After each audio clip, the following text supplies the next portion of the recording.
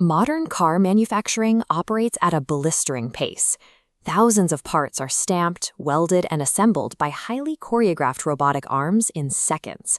To manage this complexity, Ford pushed a massive technological rollout across its operations. The company installed 900 AI-powered cameras directly on the manufacturing floor, with the goal of instantly detecting quality issues the moment they occurred. The motivation was clear. Wall Street investors have been eager to see companies adopt artificial intelligence to trim overhead costs and drive up profit margins. Executives were confident in the technology. In an interview last June, Ford CEO Jim Farley predicted that AI would quickly, quote, leave a lot of white-collar people behind.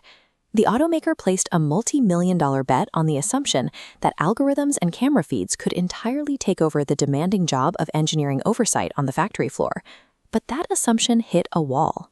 According to Charles Poon, Ford's vice president of vehicle hardware engineering, the AI-driven checks failed to meet expectations.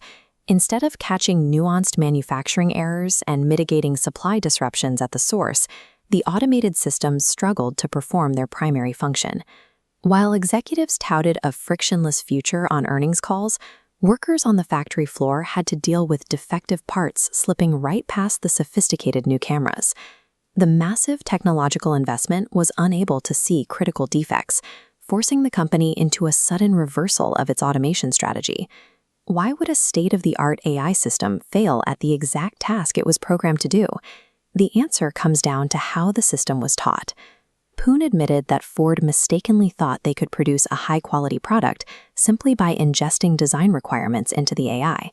This 3D blueprint of a standard car part is what engineers call a design requirement. It is a perfect, theoretical piece of data that completely ignores the chaotic reality of physical manufacturing. When that part morphs into the physical version on the assembly line, tiny environmental shifts, minute material imperfections, and minor supply chain changes introduce small physical variances that do not exist in the pristine digital file. Because the AI only understands this digital perfection, it treats every minor surface variance as a failure. This creates so much data noise that a subtle, genuine structural crack can go unnoticed, as the system lacks the training to distinguish a harmless texture from a fatal flaw. An algorithm can seamlessly memorize a technical drawing, but without exposure to the messy reality of the physical world, it lacks the intuition to figure out why an anomaly is happening, or whether it actually matters. A camera can point out a scratch on a bumper. But fixing the root cause of that flaw requires deep historical knowledge of past product cycles. Ford had allowed many of its veteran engineers to leave the company before their invaluable contextual knowledge could be captured or used to improve the new technology. To save their operations, the automaker executed a massive talent refresh, completely overhauling senior leadership across engineering, supply chain, and manufacturing. Most crucially, executives rehired more than 300 veteran quality inspectors to compensate for the massive shortfalls of the automated systems. To fix their futuristic machines, Ford was entirely dependent on the hard-earned wisdom of the very human experts they had let go.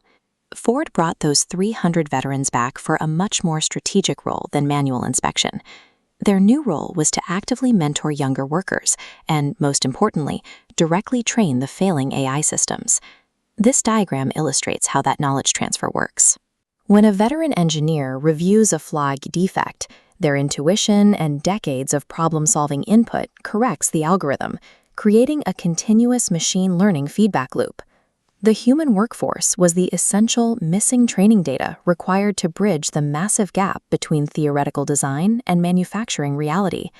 The payoff for this human-first training strategy was immediate and highly measurable. As this chart shows, Ford's performance in the U.S. J.D. Power Initial Quality Study tracks over a 14-year period. Following the talent refresh, the line dramatically spikes to the #1 position among mainstream automakers, a ranking they had not held since 2010. Artificial intelligence is an excellent tool for scaling productivity, but true best-in-class quality comes from empowering human experts to teach the machines.